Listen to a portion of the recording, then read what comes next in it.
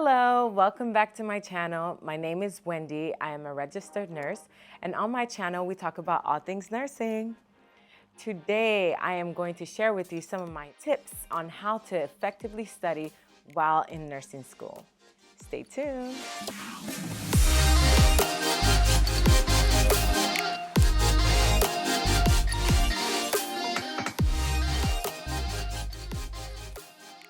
Getting into nursing school is one of the exciting moments of your life. I know I was. But one of the things that I was really worried about was how was I going to study for nursing school? I've heard that it was hard. I've heard people tell me you have to study, study, study. But what does it mean to study, study, study? So today I'm going to share with you some of the things that I did that helped me study effectively as a nursing student. First and foremost, it is important for you to really get down to the nit and gritty of that disease and learn the pathophysiology. I cannot stress that enough. What's important to understand when you're learning your pathophysiologies of a disease is how that disease affects other parts of the body.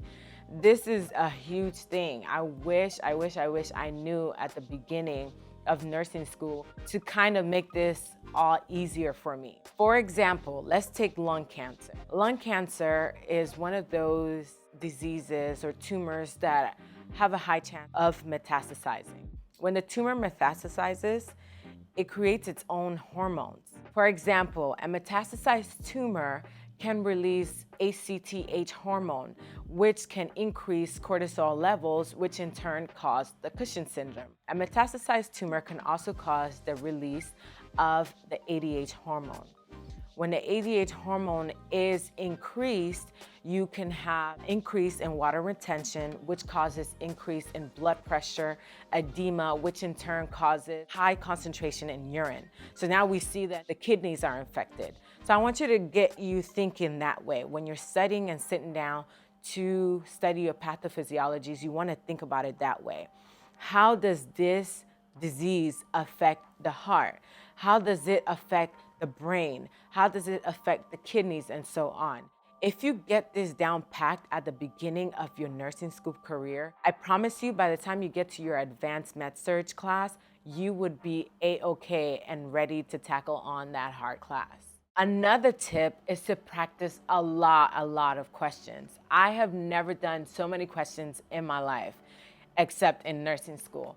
And one book that helped me practice a lot of these questions was Lippincott. And as you can tell, it is very janky because this was my life in nursing school. The book is filled with questions and rationales. I would read and practice the questions on a separate sheet of paper, and then I would go back and try to see how much I got right and how much I got wrong. And regardless of whether I got the question right or wrong, I still went ahead and read the rationales thoroughly to where I understood it very well. Another thing that was very helpful for me was to have a study group. Your study group should comprise of no more than 4 people. Once you have more than 4 people in a group, then it becomes a gossip show.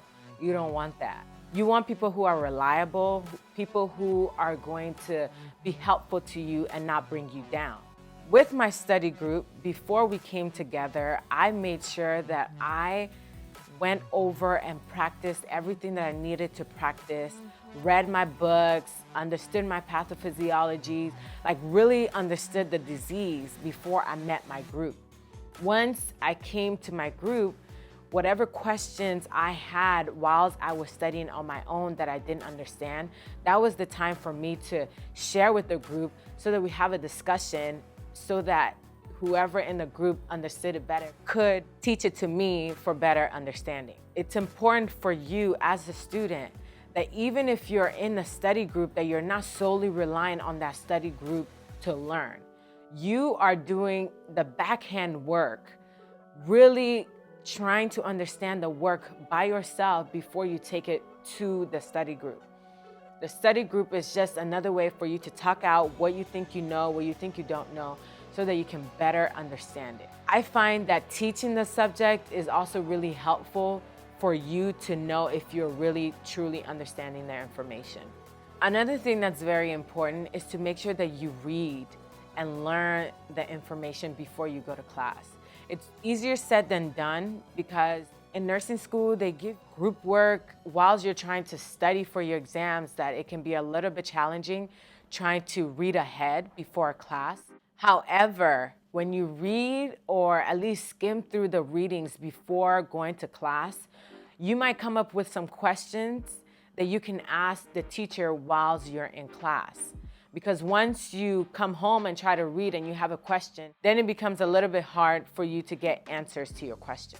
Some of the resources that I used were YouTube videos. I utilized YouTube channels like Osmosis and Nucleus to try to understand the pathophysiologies of a given disease. Also, Registered RN was a really, really great tool on YouTube for me and a lot of my classmates during nursing school, because she talks about the pathophysiologies, the signs and symptoms, the nursing interventions. It's the nursing interventions that's really important to really understand as a nursing student.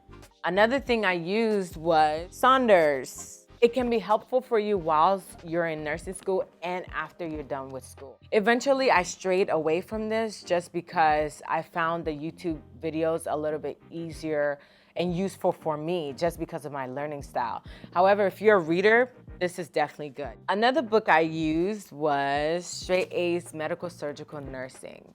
It was a student before me who suggested that I get this, and I did. And it was very helpful because it breaks down the disease in bullet forms and goes straight to the point. Again, I cannot forget about Lippincott. I'm telling you, Lippincott was so good. It really, really helped me. And the rationales can be a little bit hard, but you learn from it. As a disclaimer, everybody learns differently. This is what helped me. I am a visual learner, and so YouTube videos were definitely my go-tos, and practicing questions was also very useful to me. However, sometimes what works for me might not work for you. It's just all about trying different things until you find what works for you. The goal is that it doesn't take too long before you figure out what works. One last tip is to schedule yourself. It is imperative that you schedule some time to study by yourself, to schedule to meet with your study group, to schedule to practice a lot of questions. Like I mentioned earlier, while you're in nursing school, you're so focused on passing your exams, but at the same time, your teachers are giving you extra work. This could be a care plan or a group project. One of the biggest hurdles that I had was trying to find time to study and also writing a paper or meeting up with a group to present a group project. So if you schedule yourself, it can make it a little bit easier for you to execute and to reach your goals and be successful in your classes. I hope this was helpful. If you have any questions, concerns, comments, or suggestions, go ahead and put them in the comments down below. I will be sure to answer to you. Until next time, bye-bye.